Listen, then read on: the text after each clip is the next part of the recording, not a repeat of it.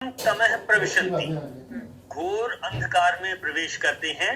ये यानी कि जो असंभूतिम उपासते, जो विनाशशील देव पितर मनुष्य आदि की उपासना करते हैं, वे घोर अंधकार में प्रवेश करते हैं।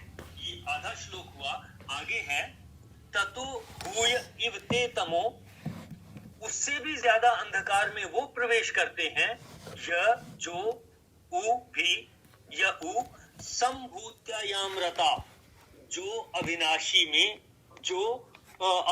में रत हैं। देखें, दो बातें कही कि जो असंभूति यानी विनाशशील की पूजा कर वे घोर अंधकार में पड़ते हैं, और जो अविनाशी के उसमें रत हैं यानी उसी की पूजा में लगे हुए हैं और असंभूति का ध्यान नहीं या उसको कमजोर समझते हैं या तुच्छ समझते हैं, वो उससे भी ज्यादा अंधकार में प्रवेश करते हैं। इसी से संबंधित, इसी की कंटिन्यूटी में अगला श्लोक है, श्लोक नंबर 13। अन्यत एव आहु, दूसरा ही कहते हैं, बतलाते हैं। अन्यत एव आहु संभवात, अन्यत एक आहु असंभवात, यानी जो संभूति है उनका अलग प्रभाव कहा गया है और जो विनाशशील है उनका अलग कहा गया है। यानी कि दोनों का, ये जो दूसरे ऊपर हमने बात की, विनाशशील और अविनाशी, इन दोनों का ही अलग अलग प्रभाव कहा गया है। इति शुश्रुम धीराणाम, धीर पुरुषों से ऐसा हम सुनते आए हैं, ये जिन्होंने न हमें तत्विचक्षिरे, जिन्होंने विचार करके व्याख्या करके हमें समझाया। इन दोनों का अलग अलग असर है। वो अलग अलग असर क्या है वो इससे अगले श्लोक में है। पहले श्लोक में बारे में बताया। हाँ, एक मिनट, जो पहले श्लोक में बताया कि जो अविनाशी की पूजा करते हैं उससे भी ज्यादा घोर अंधकार में वो है। पहले में तो ले जो नाशवान की पूजा करते हैं, देव की वगैरह, वो अंधकार में प्रवेश करते हैं जो अविनाशी। लेकिन कुछ पॉइंट नहीं इसमें वो अभी जब 14 नंबर श्लोक को पढ़ेंगे तो दोनों बातें अच्छे से समझ में आ जाएंगी। इसका इतना ही मतलब है, यदि कोई ये समझे कि बस देवताओं की पूजा करो, पितरों की पूजा करो, जो हमारी समझ में आते हैं, जो विनाशशील हैं, उनकी पूजा करो, हमारी समझ में भी आते हैं, वो हमें कुछ देते भी हैं, कोई इनकी पूजा को ही सर्वोपरि मानता है तो वो अंधकार में ही है। और इसी तरह से जो ये मानते हैं कि ये देव पितर को छोड़ो, ये तो विनाशशील हैं, नष्ट हो जाने हैं सब कुछ, वो जो परमात्मा है जो अविनाशी है वही है सब कुछ, उसी की पूजा करो, जो उसी में रत हैं, वो भी अंधकार में ही हैं। यानी कि ये दोनों ही अंधकार में हैं। ये आदि आदि बातें हैं। ठीक है, अगले को भी दोबारा, 13वें को दोबारा रिपीट कर दो। हाँ, 13वें में ये बताया है कि अविनाशी ब्रह्म की उपासना से दूसरा ही फल बतलाते हैं और विनाशशील देव पितर मनुष्य आदि की उपासना से दूसरा ही फल बताते हैं। ऐसा धीर पुरुषों से हम सुनते आए हैं, जिन्होंने विचार करके अच्छी तरह से सोच समझ के हमें व्याख्या की है। 13वें का ये अर्थ है। अब इन दोनों के बारे में असल में क्या है, कैसे इन दोनों को जानना है, वो श्लोक नंबर 14 में आता है। संभूतिम च विनाशम, यानी संभूति से अविनाशी परमेश्वर को, संभूति यानी अविनाशी परमेश्वर को, संभूतिम च विनाशम और विनाशशील को, च यत यह तत् वेद उभयम सह, जो इन दोनों को साथ साथ जानते हैं, यानी विनाशशील को और अविनाशी को, जो इन दोनों को साथ साथ जानते हैं। यह तत्वेदो, जो इन दोनों को जानते हैं साथ साथ, उभयम सह, साथ साथ जानते हैं। उनको क्या फायदा है? दोनों को जानने का फायदा बताया है कि जो इन दोनों को साथ साथ जानते हैं उनके लिए क्या है? विनाशेन मृत्युम तीर्थवा, विनाशशील को जानने से हम मृत्यु के पार होते हैं। हमें दिखता है कि मनुष्य हर रोज समाप्त हो रहे हैं, जीवन समाप्त होना ही है। तो हम इस बात को अगर जान लेंगे, हमारे ज्ञान में ये बात आ जाएगी, तो हम मृत्यु के पार होंगे और हमें मृत्यु का भय नहीं होना चाहिए, मृत्यु का दुख नहीं होना चाहिए। तो विनाशेन यानी विनाश की पूजा, विनाशशील की पूजा से जो है हम मृत्यु से पार होते हैं। हम अपने देवी देवताओं की, पितरों की, बाकियों की जो जीवित भी हैं उनकी भी जितनी मर्जी पूजा कर लें, सब कुछ कर लें, लेकिन अंततः उनको बचाया नहीं जा सकता। ये जान करके हम मृत्यु से पार हो जाएंगे, मृत्यु को समझ लेंगे, मृत्यु के भय से दूर हो जाएंगे। विनाशेन मृत्युम तीर्थवा, विनाश से, विनाशशील की पूजा से, समझ से मृत्यु को पार करके संभूत्याम अमृतम अश्नुते, अविनाशी की उपासना से अमृत को प्राप्त होते हैं। यानी कि अकेले विनाशशील को पूजा करने से भी बात नहीं बनेगी, अंधकार में रह जाएंगे, और अकेले अविनाशी की पूजा से भी वो पूरा नहीं होगा, आधी बात होगी, अंधकार में रह जाएंगे।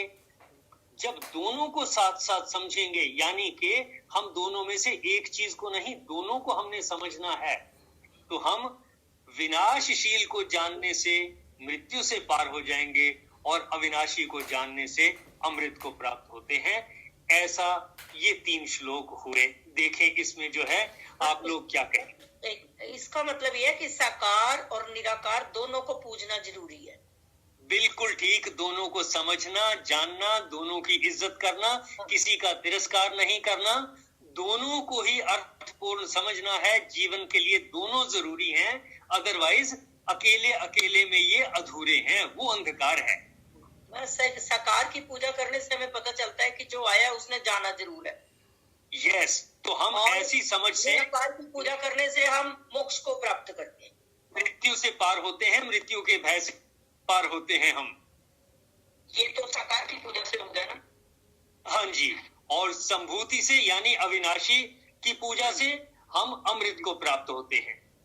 अमृत को प्राप्त होना तो वही फिर मोक्ष को प्राप्त होना ही समझा है। मोक्ष को प्राप्त होना समझ लीजिए, आनंद को प्राप्त होना समझ लीजिए।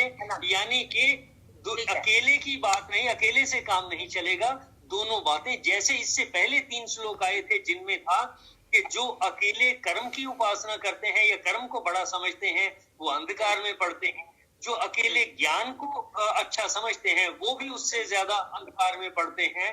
इन दोनों को साथ साथ जानना है, यानी कर्म और ज्ञान को अलग अलग करके नहीं, एक साथ देखेंगे तब हम दुनिया से पार होंगे, तो बात बनेगी। और यहाँ जो आज हमने ये 3 श्लोक समझे, इसमें जाना कि भाई जो विनाशशील है उसकी भी इज्जत बराबर है, उसको भी समझना है, उसकी भी आवश्यकता है, और उसको जान लेने से हम मृत्यु से पार होते हैं।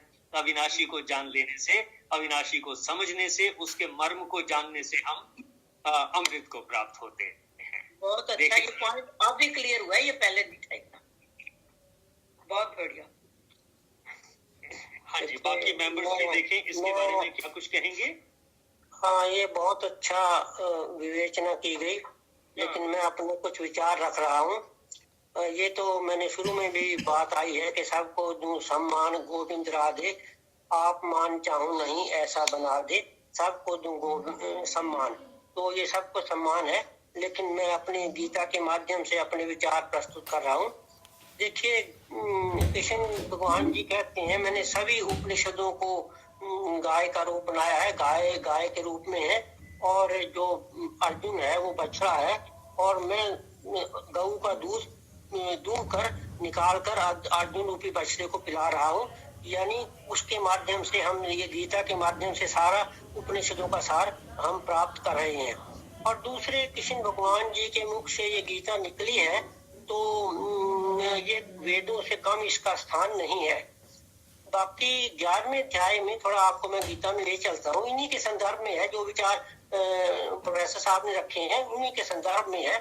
11वें अध्याय के 32, 33, 34 श्लोक में प्रभु ने कह दिया है कि ये सब मेरे द्वारा मारे गए हैं, तू तो निमित्त मात्र बन जा। उसने नाम भी ले दिए हैं, धूम, करण, विष इत्यादि। चलो आगे ले चलता हूँ। तो 12वें अध्याय में जाकर के आगे उसने मारने की बात तो कही नहीं, वहां तो प्रभु की वो सारी प्रशंसा की अर्जुन ने। तो 12वें अध्याय में अर्जुन ने प्रश्न प्रस्तुत कर दिया कि निराकार और कुछ निराकार की उपासना करते हैं और कुछ साकार की उपासना करते हैं, उनमें से अच्छे कौन हैं? पहले तो एक बात मैं ये बात करना चाहूंगा कि हम जैसे हमारा आकार है इसी तरह से भगवान कृष्ण का भी आकार है, जो परमात्मा ही है, उनका आकार ही है साक्षात। जो अर्जुन के सामने खड़े हुए हैं वो साक्षात जैसे हमारा अर्जुन का आकार है, दो पदों वाला और दो भुजाओं वाला, वैसा ही साक्षात कृष्ण भगवान का परमात्मा का अवतार है। वो दूसरी बात है, उन्होंने अपना विराट रूप भी दिखाया, वो एक बात है। तो जैसा अर्जुन का आकार है, यानी जैसा हमारा आकार है, बिल्कुल वैसा ही परम पिता परमात्मा का परमेश्वर का आकार है। तो अब वो एक निराकार की बात भी है और साकार की बात भी है। तो अर्जुन ने यही प्रश्न कर दिया कि 12वें अध्याय का पहला श्लोक यही है, एवं सतत युक्ता ये भक्ता स्वाम पर्युपासते ये चाप्यक्षरमव्यक्तम तेषां के योग वित्तमाः। ये मैं हिंदी ही बता रहा हूँ, वैसे मैंने बता ही दिया आपको। जो अनन्य प्रेमी भक्तजन पूर्वोक्त प्रकार से निरंतर आपके भजन ध्यान में लगे रहकर आप सगुण रूप, यानी जैसे सगुण रूप है, आपका रूप है, आप सगुण रूप परमेश्वर को और दूसरे जो केवल अविनाशी सच्चिदानंद घन निराकार ब्रह्म को ही अति श्रेष्ठ भाव से भजते हैं, उन दोनों प्रकार के उपासकों में अति उत्तम योग वेता कौन है? यानी अब बात कर दी कि भी असली अच्छे कौन है उनमें से। देखिए, परमात्मा का निराकार रूप भी परमात्मा का है और साकार रूप भी परमात्मा का है, इनमें भिन्नता की तो बात कोई नहीं है। लेकिन अर्जुन ने प्रश्न कर दिया है तो कुछ निराकार जिसका कोई आकार नहीं है उसकी पूजा करते हैं, उनकी उपासना करते हैं, और कुछ साकार जैसे आपका रूप है, आप साकार हैं, रामचंद्र जी साकार हैं, तो कुछ इनकी उपासना करते हैं। तो उनमें बढ़िया कौन है, अच्छे कौन है? तो जो प्रश्न उत्तर दे रहे हैं परमात्मा कृष्ण भगवान जी, वो उत्तर समझ लीजिए आप। मय्या वेश्य मनो ये माम नित्युक्ता उपासते श्रद्धया पर्योपेता ते में युक्त तमामताः।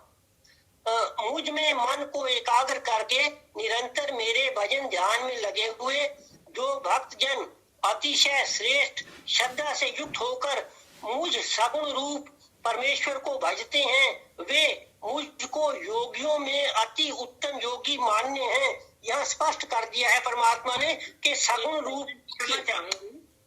एक सेकंड, मैं बिल्कुल बहुत अच्छा एक्सप्लेन किया आपने। हमारा मेन मकसद ये है, ये सिर्फ उनके लिए है जो भक्ति योग वाले हैं। हमें तो साकार का भी पता होना चाहिए, हमें निराकार का भी पता होना चाहिए, फिर हमें उसमें से चूज करना है कि हम कौन से ढंग से सीख पाएंगे। अब जैसे इसमें ये उपनिषद में बताया गया है कि साकार को भी समझना जरूरी है और निराकार को भी समझना जरूरी है। ये बहुत अच्छा बताया आपने जो एक्सप्लेन कर रहे हो, और सभी ने 12वां अध्याय ये पढ़ा भी है और पढ़ भी रहे हैं। लेकिन ये बता रही हूँ कि गीता में किया हुआ है बहुत कुछ, लेकिन इस टाइम साथ ये उपनिषद में कुछ एक्स्ट्रा करके साथ बताया गया है। बाकी ये तो है ही है कि गीता बहुत अच्छी है, मतलब कि सभी से बेस्ट चुन चुन के गीता में भगवान श्री कृष्ण ने जो वाणी कही है।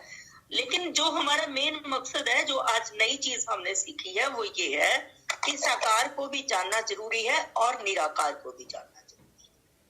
साकार से हम मृत्यु को पार हो जाते हैं और निराकार से हम अमृत प्राप्त करते हैं। दोनों को जानना जरूरी है। ये बहुत अच्छा बताया जो आपने 12वें अध्याय का बताया, कोई कमी नहीं है उसमें कोई भी।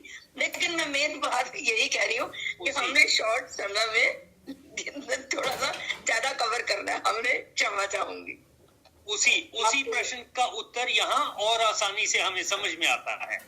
हाँ जी। और आपके विचार बहुत अमृत के समान है शब्द। आगे इसी में थोड़ा सा समझ लीजिए आगे क्या चल रही है बात। तीसरे श्लोक में कल वाला पूछना, इतने में समय हो जाएगा। चलो फिर मैं कल बात कर लूंगा।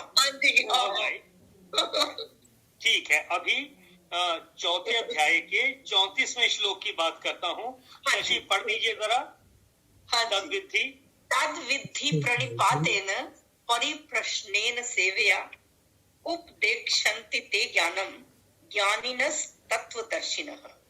उस तत्व ज्ञान को तत्वदर्शी ज्ञानी महापुरुषों के पास जाकर समझ, उनको साष्टांग दंडवत प्रणाम करने से, उनकी सेवा करने से और सरलता पूर्वक प्रश्न करने से वे तत्वदर्शी अनुभवी ज्ञानी महापुरुष तुझे उस तत्व ज्ञान का उपदेश देंगे।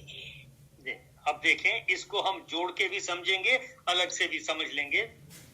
उस ज्ञान को, यानी जो जिस ज्ञान को जानने की हम कोशिश कर रहे हैं, या इससे पहले के श्लोकों में जो भी कहा गया है ज्ञान के बारे में, उस ज्ञान को तू तत्वदर्शी ज्ञानियों के पास जाकर, यानी कि साकार के पास जाना पड़ेगा ज्ञान को पाने के लिए। बाकी जो भी हम प्रयास करें, इसके अलावा हमें कहीं ना कहीं साकार के पास जाना पड़ेगा। उस ज्ञान को तू तत्वदर्शी ज्ञानियों के पास जाकर समझ, उनके पास जाकर ही समझ में आएगा। उनको भली भांति दंडवत प्रणाम करने से, और अगर किसी से सीखना है तो बड़ी श्रद्धा से नमस्कार करना होगा और इज्जत दे करके रिक्वेस्ट करनी होगी, और तब हम अच्छे से समझ पाएंगे, तभी वो खुश होकर के समझाएंगे। उनको भली भांति दंडवत प्रणाम करने से, उनकी सेवा करने से, सेवा करना मतलब वो कहेंगे नहीं आपको कि ये कर दो, आपको अलर्ट रहना है कि उनके लिए आप क्या कुछ और कर सकते हो। जैसा पुराने समय में आता था कि ऋषि के आश्रम में गए तो घर का काम संभालना, जो कुछ है साफ सफाई करना, कोई लकड़ियां लेकर के आना, कुछ और करना, ये सारे काम शिष्य करते थे, अपने आप समझते थे, उनको पता होता था कि उन्होंने ये काम करने हैं। आज के परिप्रेक्ष्य में जिस तरीके से भी उचित समझें, दंडवत प्रणाम करने से, यानी कि बहुत नम्र भाव से प्रणाम करना है। दंडवत प्रणाम करने से, उनकी सेवा करने से और कपट छोड़कर सरलता पूर्वक प्रश्न करने से।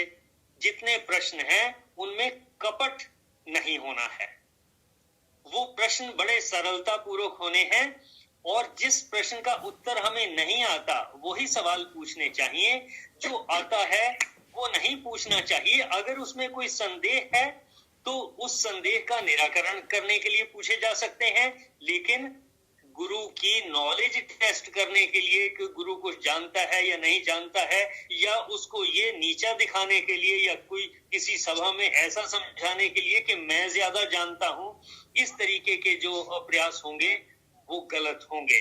सरलता पूर्वक प्रश्न करने से वे परमात्म तत्व को भली भांति जानने वाले ज्ञानी महात्मा तुझे उस तत्व का उपदेश करेंगे। यानी कि अगर हमें कहीं से नॉलेज चाहिए, ज्ञान चाहिए, तो हमें बहुत नम्रता पूर्वक जाना होगा, उन लोगों के पास जाना होगा जो जानते हैं। मैथमेटिक्स जानना है तो मैथमेटिक्स के गुरु के पास जाएंगे, और अगर हिस्ट्री जाननी है तो उसके पास जाएंगे, सोशल स्टडीज जाननी है उसके पास जाएंगे, वेद जानने हैं तो वेद को जानने वाले के पास जाएंगे, गीता को जानना है तो गीता को जानने वालों के पास जाएंगे, या जो गुरुओं ने, जिन्होंने पुस्तकें लिख दी हैं, जो लिखित रूप में अवेलेबल हैं, उनका अध्ययन करेंगे। तो उनके आगे भी सिर्फ पढ़ लेने से काम नहीं होगा, ध्यान से देखें, पढ़ें, पुस्तक को संभाल के रखें, मन में जो है बार बार मनन करें, सोचें।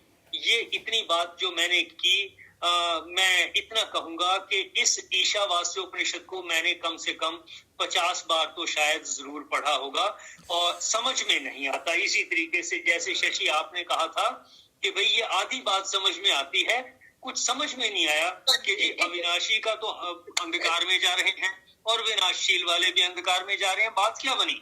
लेकिन जब ये ठीक बात है, जब हम पढ़ते हैं तो ये समझ नहीं आता, फिर बार बार पढ़ते हैं तो थोड़ा समझ में आता है, और किसी से डिस्कस करते हैं थोड़ा और समझ में आता है। आप लोगों को अब जब मैंने बोल करके बताना है, आपसे डिस्कस करना है, तो और अच्छे से समझ में आता है। फिर जब प्रश्न पूछते हो तो फिर मेरे मन में आता है, हाँ जो प्रश्न आप पूछ रहे हो इसका उत्तर कहाँ है, वो इस जगह पर है। तो ये जो चौथे अध्याय का 34वां श्लोक है, इसमें ये संबंधित है दोनों चीजें जो हमने ईशावास्य उपनिषद में समझा और जो यहाँ समझा।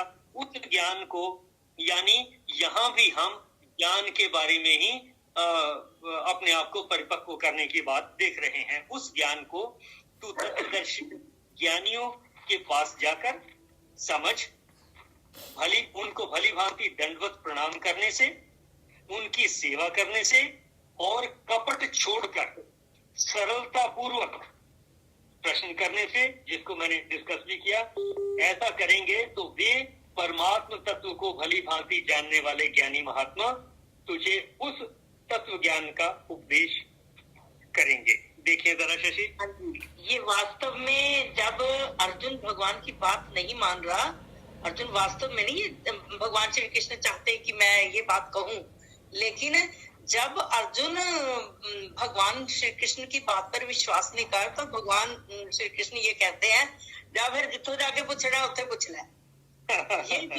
ये तब बात ये आई, फिर वो ये कहते हैं कि जिसके पास जाएगा साष्टांग प्रणाम करना।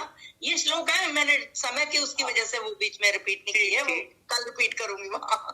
तो मेन बात ये थी कि जब किसी की बात को कोई सुनता नहीं ना, तो फिर वो कह रहे जा फिर जितने आगे पूछना पूछना, तो उसके बारे में फिर कहते हैं, ये मेन ये उसके लिए ये श्लोक आया। फिर वो बताया कि जब तू जाएगा तो कैसे करेगा, ये साष्टांग प्रणाम, ये जो कुछ आपने एक्सप्लेन किया ये बहुत बढ़िया और साकार रूप मतलब के यहाँ पर प्रयोग होगा जो आपने आज एक्सप्लेन किया ईशावास्य उपनिषद वाला। ठीक, बहुत अच्छा समझ आया। और मैं सुरेंद्र भाई साहब से क्षमा चाहूंगी, समय की कमी के कारण मैंने उनको बीच में रोका। बाकी कल सही। पूर्णता की ओर बढ़ने से पहले बाकी मेंबर्स जो हैं अपनी ओर से जो कहना चाहें या कोई और प्रश्न है तो हम डिस्कस कर सकते हैं। देखें, हाँ जी। जो मैं समझी हूँ वो ये है कि मतलब निराकार तक पहुंचने के लिए पहले साकार के पास जाएंगे तभी उसका ज्ञान होगा ना। ये ठीक, ये ठीक। साकार के पास जाएंगे, वहां से ज्ञान लेंगे, समझेंगे। ये पुस्तकें भी साकार रूप की हैं, कोई रिकॉर्डिंग है वो भी साकार रूप है, कोई वीडियो है वो भी साकार रूप है। ये ठीक है कि साकार के पास पहले जाएंगे, समझेंगे। हम क ख ग सीखते हैं वो भी साकार रूप में सीख रहे हैं, क कबूतर जो कुछ है। ये आपने जो बात कही बिल्कुल ठीक कही कि हमने पहले साकार के पास पहुंचना है और बड़ी श्रद्धा के साथ पहुंचना है और श्रद्धा भाव के साथ वहां से सीखना है धीरे धीरे, तब निराकार समझ में आएगा। ये ठीक, हमारी यात्रा साकार से निराकार की है। ठीक ठीक ठीक। हाँ जी। और आगे बाकी में हुआ कि दोनों को समझना जरूरी है। हाँ जी, ठीक है, ठीक है। हाँ जी अशोक जी कुछ और कहेंगे आप? हाँ जी ठीक है जी, आपने ठीक कहा, बढ़िया। चलो ऑल राइट, संपूर्णता की ओर बढ़ते हैं शशि। हाँ जी। सर्वे भवन्तु सुखिनः, सर्वे सन्तु निरामया, सर्वे भद्राणि पश्यन्तु, मां कश्चित् दुःख भाग् भवेत्, मां कश्चित् दुःख भाग् भवेत्। गौ माता की परम कृपा से सुख समृद्धि का बसेरा, गोधन से दुख दरिद्र भागे, सब ग्रंथों का सार घनेरा। बोल गौ माता की जय। ओम ब्रह्म अर्पणम अस्तु। ओम ब्रह्म अर्पणम अस्तु। ओम ब्रह्म अर्पणम